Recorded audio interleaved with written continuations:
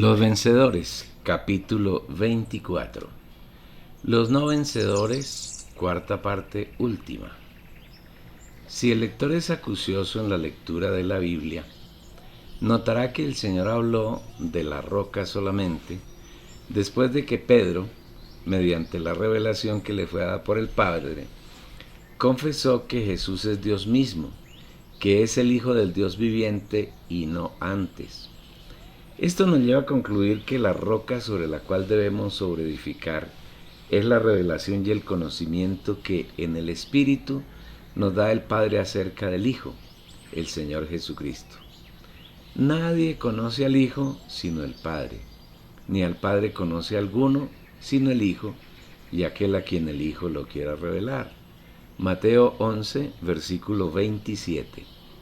Ser prudente y edificar sobre la roca implica tener una completa revelación en el espíritu humano y una amplia visión en el alma acerca de la persona, de la obra y del plan del Señor Jesucristo.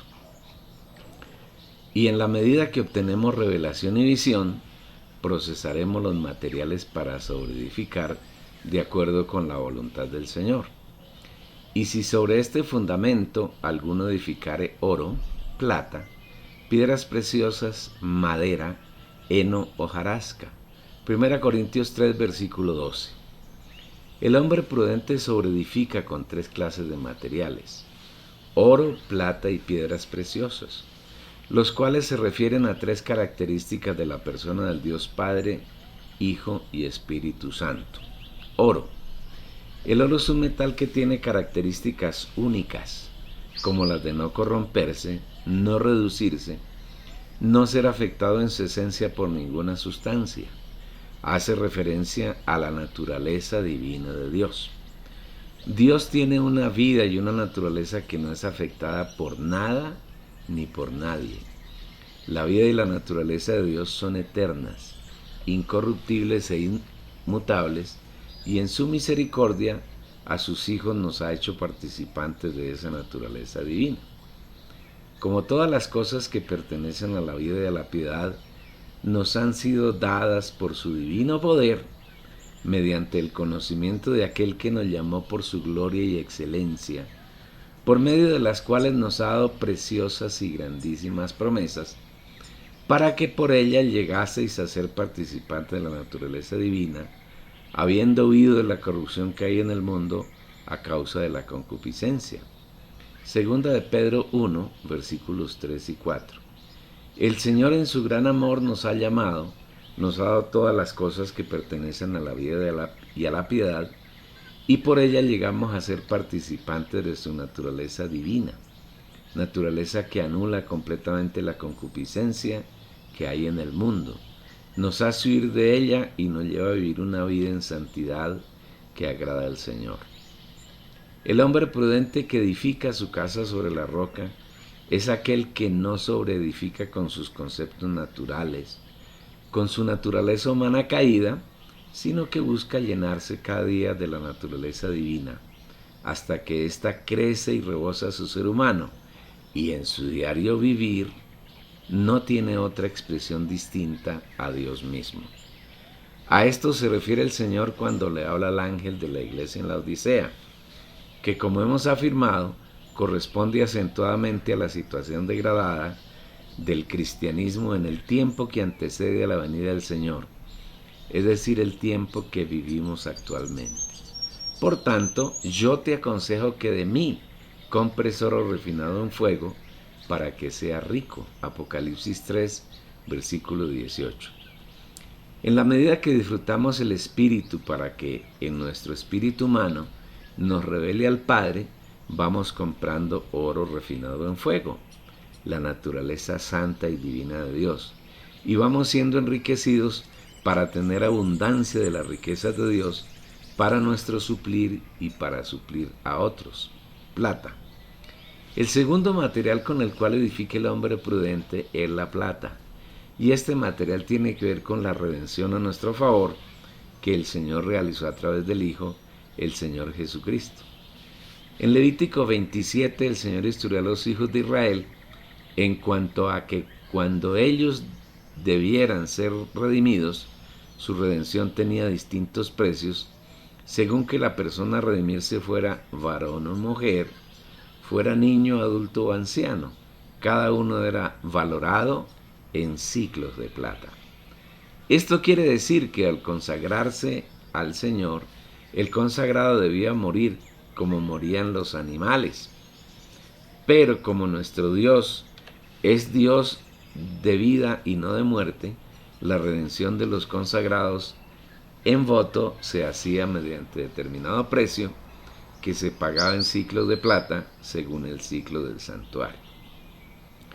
Esto nos lleva a inferir que la plata con la que debe sobreedificar el hombre prudente, en Mateo 7, versículo 24, hace referencia a la redención que el Señor efectuó por medio de Cristo.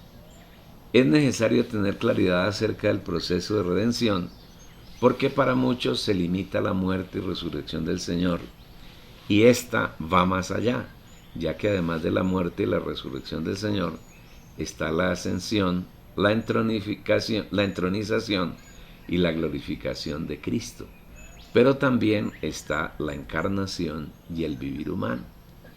Sobre edificar con plata, la redención efectuada por el Señor Jesús, quiere decir que no podemos edificar recurriendo a nuestros esfuerzos humanos, ni a nuestros razonamientos, ni a nuestros planes, tampoco a nuestras obras, sino que debemos permitir que sea el Señor quien haga su obra en nosotros y desde nosotros.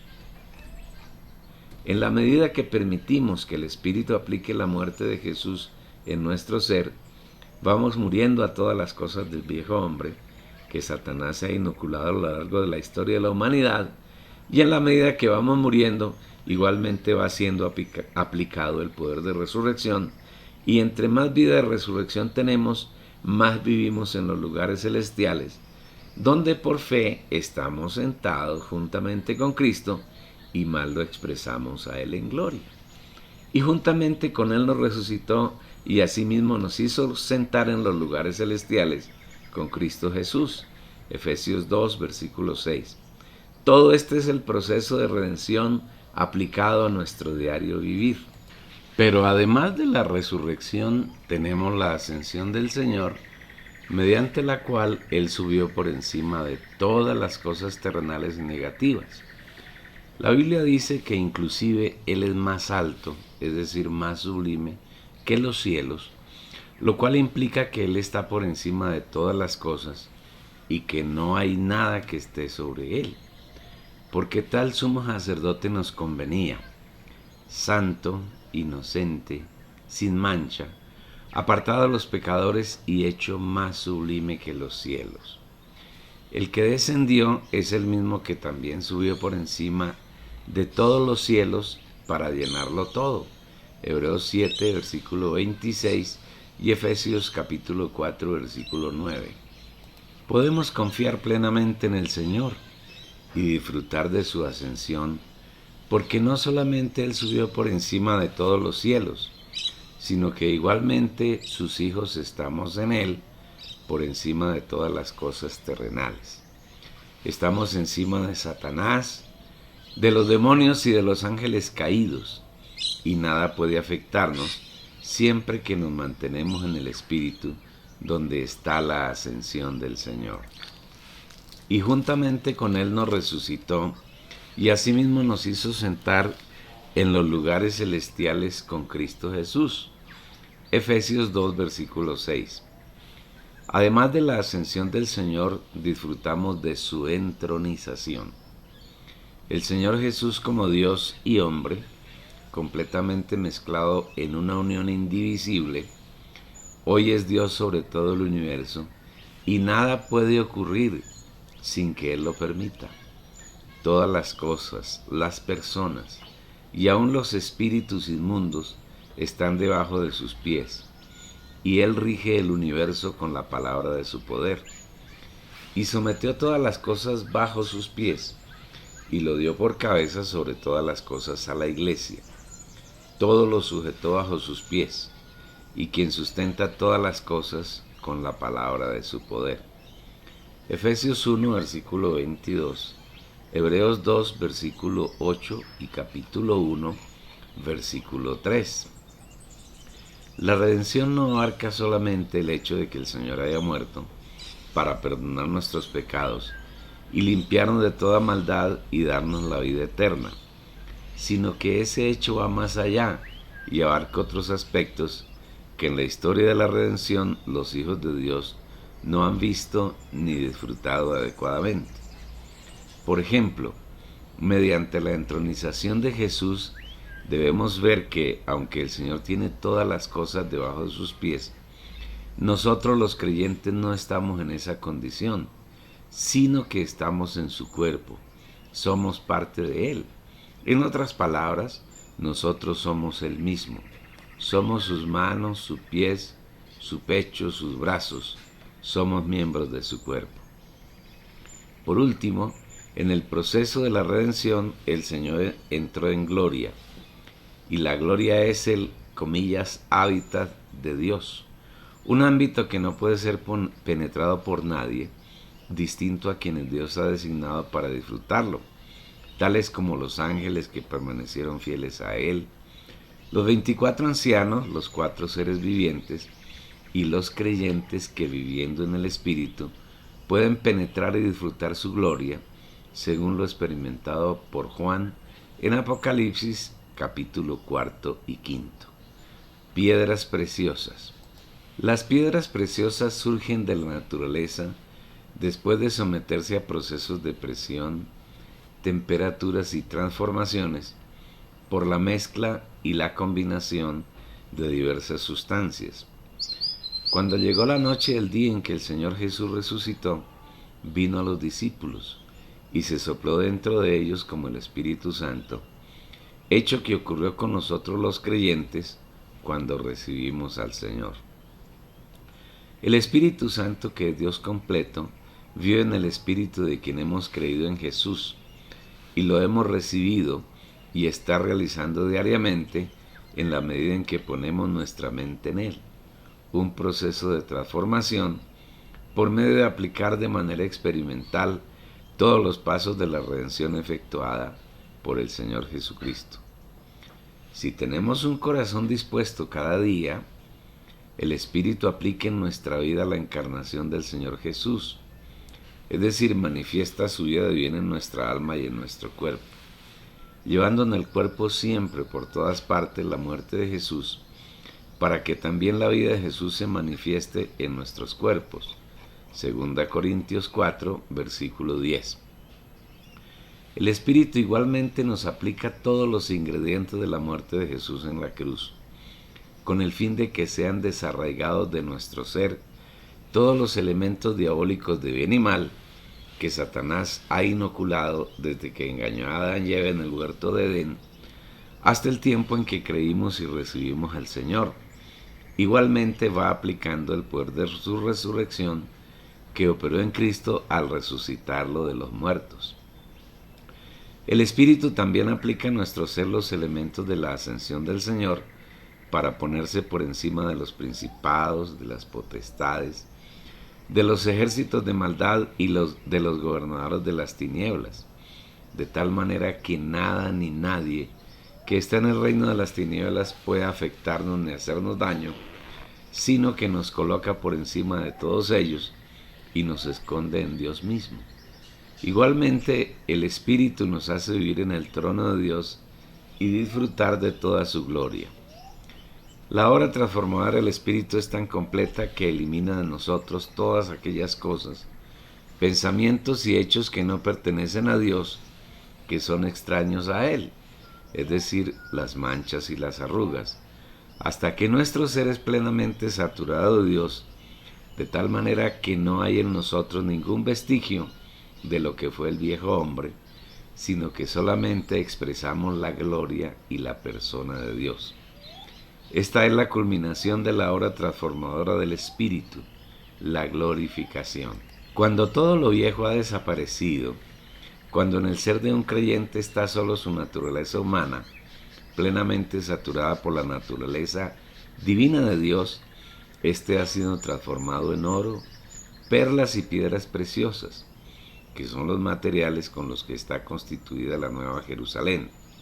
Y un creyente así es llamado por el Señor un hombre prudente que edifica su casa sobre la roca.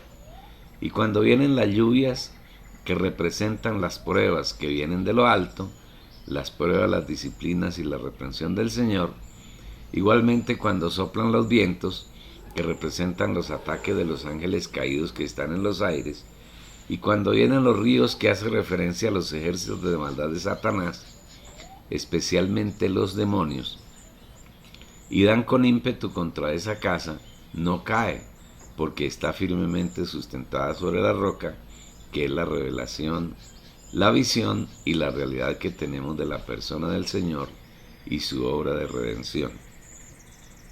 Igualmente, la obra que cada uno sobreedifica será probada con fuego en el día del juicio del Señor a sus creyentes. Si la obra no se quema, quiere decir que fue edificada por la acción del Padre, del Hijo y del Espíritu Santo. Es decir, es una obra que será totalmente reconocida y aprobada por el Señor, porque ha sido realizada por Él. La obra de cada uno se hará manifiesta, porque el día la declarará, pues por el fuego será revelada, y la obra de cada uno cual sea, el fuego la probará. Si permaneciera la obra de alguno que sobreedificó, recibirá recompensa. 1 Corintios 3, versículos 13 y 14. Un creyente así es un vencedor que reinará con el Señor en el reino milenario. De la misma manera, el Señor habla del hombre insensato que edifica su casa sobre la arena, y se refiere a aquellos hijos de Dios que oyen la palabra del Señor, pues tienen la misma oportunidad que el hombre prudente, pero no las hacen, no las ponen en práctica, no hacen que esas palabras sean realidad en ellos. Pero cualquiera que me oye estas palabras mías y no las hace, le compararé a un hombre insensato que edificó su casa sobre la arena, y descendió lluvia, y vinieron vientos, y dieron con ímpetus contra aquella casa, y cayó. Y fue grande su ruina. Mateo 7, versículos 26 y 27. Se debe tener mucho cuidado frente a la advertencia que hace el Señor, en el sentido de que no es suficiente oír sus palabras. Si un hijo de Dios oye frecuentemente la palabra del Señor y no busca que esa palabra sea realidad en su vivir, sino que la convierte en doctrina, en simples enseñanzas y en vanas repeticiones, automáticamente se convierte en un hombre insensato. Hacer realidad la palabra que oímos del Señor es permitir que esa palabra llegue a nuestro espíritu. Desde nuestro espíritu llena nuestra alma, y en nuestro vivir se convierte en realidad, se convierte en nuestro día a día. Por ejemplo, si leo Juan 7, versículos 38 al 39, el que cree en mí, como dice la Escritura, de su interior correrán ríos de agua viva. Esto dijo del Espíritu que habían de recibir los que creyesen en él, pues aún no había venido el Espíritu Santo, porque Jesús no había sido aún glorificado. Puedo repetir esos dos versículos y repetirlos sin ningún sentido, y aprenderlos de memoria y decirlos a los demás. En ese caso los estoy convirtiendo en doctrinas sin sentido, que nada me edifica. Pero si por el contrario, cuando siento sequedad en mi interior, entro en el Espíritu y oro con esos versículos, esa palabra es la que el Señor está hablando en ese momento. Está llegando a mi espíritu y está llenando mi alma. Puedo orar, por ejemplo, más o menos así: Padre, gracias porque yo creo en ti, en tu Hijo Jesús, y confieso que en mi espíritu hay una fuente de agua de vida eterna que fluye a través de mi alma y en mi corazón y aún en mi cuerpo, como ríos de agua que traen vida a mi ser, que me suministran la vida eterna que eres tú. Cuando entro en mi espíritu y tengo contacto contigo, tú fluyes como los ríos de agua viva, porque hoy tú eres el Espíritu que has venido a morar en mi interior, porque el Señor Jesús ya ha sido glorificado. El agua que fluye desde mi interior me refresca, y ahora soy como el árbol que está junto a las corrientes de aguas, que en todo tiempo está lozano, lleno de frescura y de verdor, y que da fruto permanentemente. La oración de la palabra hace que ella sea realidad en la vida del creyente, y entre más la ora, el depósito de quien ora es lleno de las riquezas del Señor, y esos ríos no solo correrán en el interior de la persona, sino que desbordarán para alcanzar a otros y convertirse en el río que en Ezequiel 47 no podía ser atravesado sino nadando, y todo lo que sus aguas tocan se llena de vida. Infelizmente no podemos decir que esto es lo normal en el cristianismo degradado contemporáneo. Las predicaciones, enseñanzas y prácticas al interior de las miles de congregaciones que existen en él son vanas repeticiones de algunos versículos de la Biblia y de un sinnúmero de fábulas inventadas por los líderes de esos grupos. Es casi imposible encontrar algún hermano que tenga una práctica saludable de orar la palabra, de obtener revelación de ella, de tener comida abundante para sí mismo, para los suyos, para otros. Casi todo se limita a repeticiones mentales de algunos versículos de la Biblia, pero sin la más mínima realidad espiritual. A estos hijos el Señor los compara con un hombre insensato que, a pesar de tener la misma oportunidad del hombre sensato de oír la palabra de Dios, no la hace, no la pone en práctica, no hace que la palabra penetre hasta su espíritu y desde allí llene su alma y su corazón, sino que la deja en su mente caída y la convierte en una doctrina llena de muerte. Esto es edificar sobre la arena, la casa sobre la arena. No les aprovechó la palabra oída por no ir mezclada con la fe en los que la oyeron. Hebreos 4, versículo 2. Como todos sabemos, una casa que se edifica sobre la arena es removible y fácil de derribar. Un viento más o menos fuerte la hace caer y la destruye, mientras que la casa edificada sobre la roca, es decir, aquella que tiene su cimiento empotrado en una roca, nada es capaz de derribarla. Si Cristo, que es el Espíritu y a la vez la palabra viviente de Dios, no penetra nuestra alma desde nuestro espíritu, nunca podremos ser cimentados en él. Y aunque hayamos tenido la oportunidad de oír la palabra del Señor, ella no produce los materiales que resistirán al fuego, tales como el oro, la plata y las piedras preciosas, sino que el resultado será madera, heno y hojarasca, que son elementos de alta combustibilidad, y cuando venga la prueba que el Señor hará por medio del fuego, serán consumidos rápidamente y no quedará nada de ellos.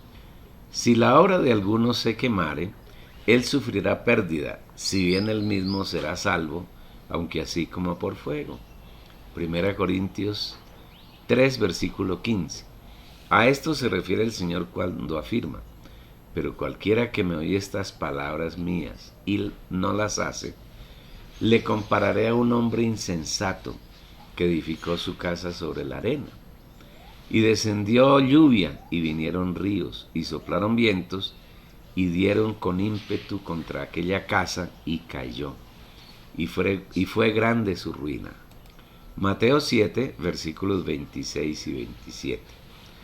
Si estamos edificando sobre la roca, es decir, sobre la revelación del Señor Jesucristo en cuanto a su persona y su obra, o sobre la arena, es decir, sobre los conceptos, doctrinas y puntos de vista de las organizaciones cristianas y sus líderes, seremos derribados cuando vengan las pruebas que el Señor utiliza para nuestra disciplina, es decir, las lluvias y la persecución que Satanás lanza, vientos y ríos, con el fin de impedirnos agradar al Señor. Si nos mantenemos firmes cuando estos tres elementos den con ímpetu contra nosotros, es prueba irrefutable de que nuestro vivir es conforme a la voluntad del Señor. Pero si caemos y nos llenamos de reino espiritual, no hemos edificado sobre la roca, sino sobre la arena, y la ruina espiritual de una persona así es muy grande. El Señor ha puesto, comillas, sus cartas sobre la mesa. Ahora la decisión de cómo, comillas, jugarlas, nos pertenece a sus hijos. Si tomamos la decisión de buscar con anhelo oír la palabra del Señor y hacerla, podemos tener la certeza de que Él nos abrirá su corazón y nos revelará cosas que para nuestra mente natural son increíbles, pero que son la realidad de nuestra vida, y haciéndolas seremos vencedores y alcanzaremos el galardón de reinar con el Señor en el reino de los cielos. Si, por el contrario, seguimos llevando la vida que hasta ahora hemos traído, sometidos de esclavos de las organizaciones, ministerios y liderazgos particulares, cuando el Señor nos llame a su tribunal, nuestra obra será completamente arrasada por el fuego, y aunque seamos salvos, tendremos que tomar 1000 años llorando y crujiendo los dientes para ser transformados y entrar finalmente en la Nueva Jerusalén, después de que los vencedores han disfrutado de la plenitud del Señor por 1000 años. De tu decisión depende dónde pasará la manifestación plena del reino de los cielos.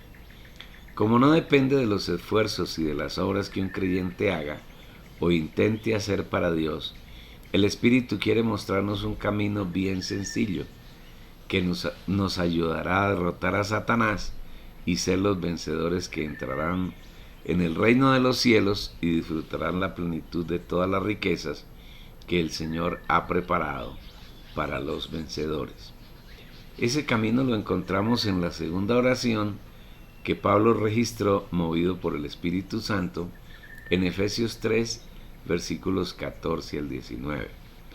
Por esta causa doblo mis rodillas ante el Padre, de quien toma nombre toda familia en los cielos y en la tierra, para que os dé, conforme a las riquezas de su gloria, el ser fortalecidos con poder en el hombre interior por su Espíritu, para que habite Cristo por la fe en vuestros corazones, a fin de que arraigados y cimentados en amor, seáis plenamente capaces de comprender con todos los santos cuál sea la anchura, la longitud, la profundidad y la altura, y de conocer el amor de Cristo, que excede a todo conocimiento, para que seáis llenos de toda la plenitud de Dios. Pablo, en una actitud de humildad delante del Padre, se postró para rogarle que diera a los efesios el privilegio de ser fortalecidos en el hombre interior por el Espíritu Santo, conforme a las riquezas de la gloria de Dios. Como hoy Pablo no está en la tierra para hacer esta oración, nos corresponde a los creyentes que vivimos doblar nuestras rodillas ante el Padre y suplicarle que nos conceda el ser fortalecidos en nuestro hombre interior por su Espíritu, conforme a la muchedumbre de sus riquezas en gloria. Obsérvese con cuidado que la fortaleza debe ser en el hombre interior, el cual es nuestro espíritu humano, la parte más interior que el Señor ha creado en los humanos. Obsérvese igualmente que Pablo no pide que sea fortalecida nuestra alma. ¿Por qué? Como creyentes de Cristo sabremos que cuando Dios nos creó, hizo en nosotros 3 partes: cuerpo y alma y espíritu. El Señor creó en nosotros un espíritu humano, a diferencia de los demás seres vivos que tienen alma y cuerpo, como los animales, o solamente espíritu como los ángeles. Dios nos creó de 3 partes, con el fin de que Él pueda morar en nosotros, y Él lo hace en nuestro espíritu, porque Dios es espíritu, y un espíritu puede mezclarse solamente con otro espíritu. Cuando Satanás entró en el hombre, lo hizo en el alma humana por medio del cuerpo, corrompiéndola, apartándola de Dios y convirtiendo al hombre en enemigo del Señor. Desde el alma amorteció el espíritu e impidió que éste funcionara de acuerdo con las funciones que Dios le otorgó: conciencia, comunión e intuición. Cuando el Señor Jesús murió en la cruz, el viejo hombre murió, fue destruido y el alma fue liberada de la naturaleza satánica que es el pecado. Y el Señor al resucitar vino y se sopló como el Espíritu Santo dentro del espíritu de los discípulos. Debido a que el Señor Jesús resucitado ha vencido la muerte y ya no tiene ninguna relación con ella, cuando entró en el espíritu de los discípulos, lo llenó de su vida poderosa de resurrección, y esa potente vida empezó a ganar el alma de ellos, y poco a poco los fue transformando, hasta que también su alma fue llena de la vida eterna que está en Jesús. Este es el nuevo hombre. Cuando el Señor regrese, los discípulos que estaban en el lugar donde los encontró Jesús la noche de la resurrección, serán resucitados con un cuerpo glorioso, que ya no tiene ninguna relación con el pecado, con la muerte ni con Satanás. Sin embargo, los únicos discípulos del Señor no son los que estaban en el lugar descrito por Juan 20, la noche de la resurrección, sino que a lo largo de los siglos el Señor ha venido entrando en el espíritu de todos aquellos que Él había escogido antes de la fundación del mundo. Los ha regenerado, es decir, ha llenado su espíritu con su vida de resurrección, y desde allí quiere llenar el alma y el corazón de aquellos que son sus hijos. Pero para ser llenos en nuestra alma, el Señor necesita nuestra disposición para que en oración, diariamente, doblando nuestra rodilla, supliquemos al Padre que nos conceda, conforme a las riquezas de su gloria, el ser fortalecidos con poder en nuestro espíritu humano. El fortalecimiento en nuestro espíritu humano hace que nuestro hombre interior sea suficientemente fuerte para gobernar nuestra alma y nuestro cuerpo. Porque si el espíritu es débil, entonces es el alma quien gobierna nuestro ser. Y cuando nuestra alma nos gobierna, todo está perdido, porque en realidad nos gobierna Satanás. Sobre este tema puede hallar más revelación en el libro La oración en el espíritu del mismo editor, y publicado en la página www.las-primicias.com. Si se mira cuidadosamente la caída del hombre en el huerto de Edén, podemos encontrar algunos detalles difíciles de ver, que solamente nos son revelados por la misericordia del Señor. Leamos el pasaje en la Biblia. Pero la serpiente era astuta más que todos los animales del campo que Jehová Dios había hecho, la cual dijo a la mujer: ¿con qué Dios os ha dicho? ¿No comáis de todo árbol del huerto?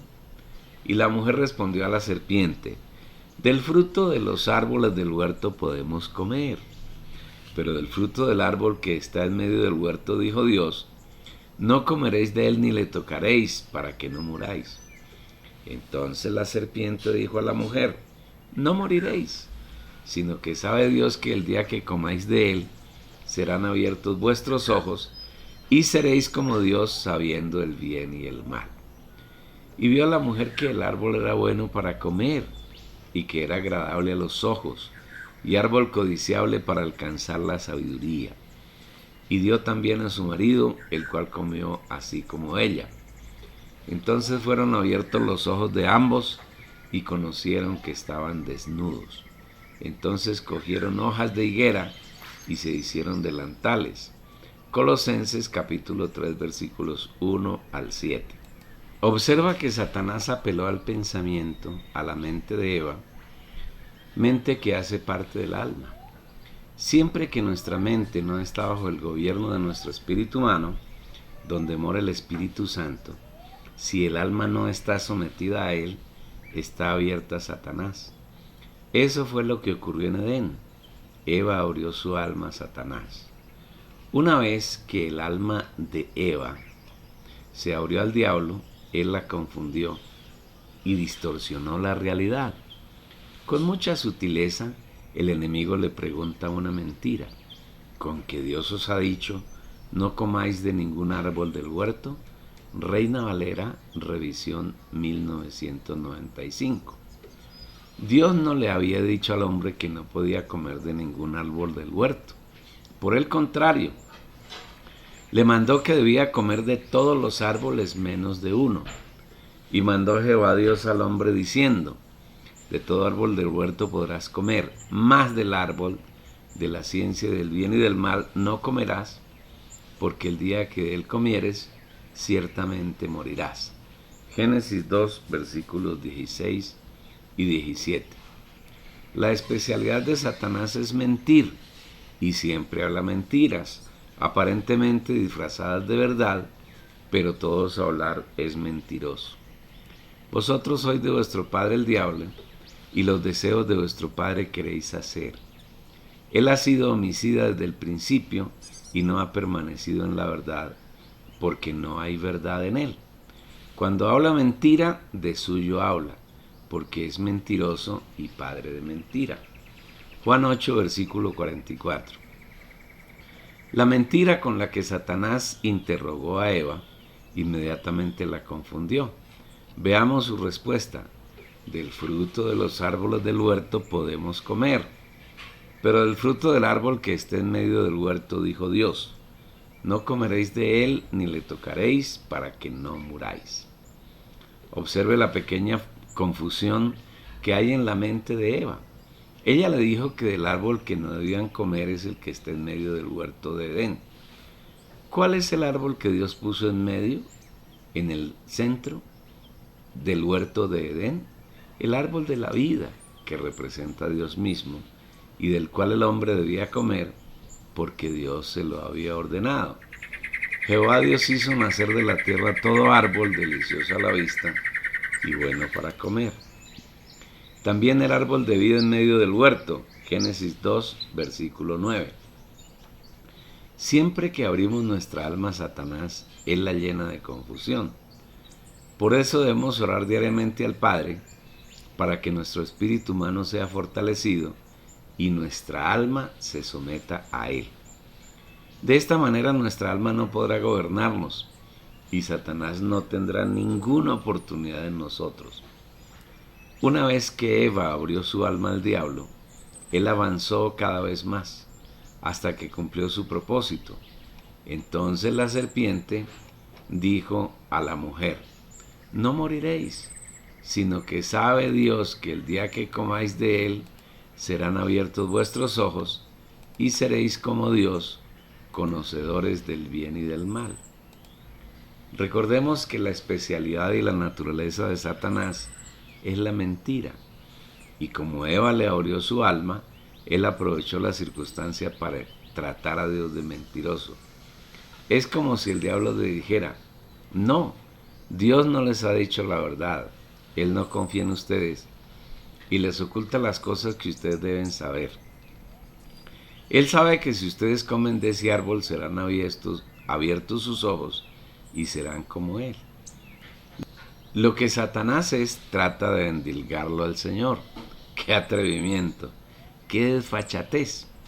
Todo esto sucede por abrirle el alma a él. Seamos cuidadosos. Esperamos, amado lector, que puedas percibir claramente este asunto que es crucial, porque aunque seas un creyente, aunque en tu espíritu mora el Señor como el Espíritu Santo, si abres tu alma a Satanás, serás gobernado por él y el espíritu quedará confinado en tu espíritu y no puede gobernar tu ser. Es por eso por lo que Pablo exclama en Gálatas 5, versículo 17. Porque el deseo de la carne es contra el espíritu y el del espíritu es contra la carne. Estos se oponen entre sí para que no hagáis lo que quisierais. Esta es la lucha permanente de todo creyente. El espíritu, que es Dios, anhela poseer nuestro ser desde nuestro espíritu humano. Y Satanás, que unido al alma humana es la carne, lucha por gobernar nuestro ser. Y muchas veces lo logra, a menos que sometamos continuamente el alma al espíritu, especialmente la mente, que es la parte más fuerte del alma. Por eso Gálatas 5, versículo 16 dice: digo pues, andad en el espíritu, y de ninguna manera satisfaréis los deseos de la carne, del griego. Y andar en el espíritu es tan sencillo como respirar o comer, según nos muestra Romanos 8, versículo 5. Porque los que son de la carne piensan en las cosas de la carne, pero los que son del Espíritu piensan en las cosas del Espíritu. Es solamente volver nuestro pensamiento, nuestra mente al Espíritu. Sin embargo, si el espíritu del creyente es débil, entonces su alma es fuerte y no hay poder para pensar en las cosas del Espíritu. Y ahí está la necesidad de orar al Padre, clamándole que nos conceda, conforme a las riquezas de su gloria, ser fortalecidos en nuestro espíritu. Esa debe ser nuestra oración diariamente. Si tenemos un espíritu fuerte, es muy fácil someter nuestra mente a él y todo está salvado, porque Dios que mora en nuestro espíritu nos gobierna y Satanás no tiene ninguna oportunidad de tocarnos y menos de gobernarnos. Además de que Dios nos gobierna por medio de nuestro espíritu, también ocurre que el Señor Jesús hace su hogar, su morada en nuestros corazones. Es decir, Él está cómodo en las partes de nuestra alma, mente, voluntad y emoción, y también está cómodo en las partes de nuestro espíritu, conciencia, intuición y comunión, que son las partes que conforman el corazón.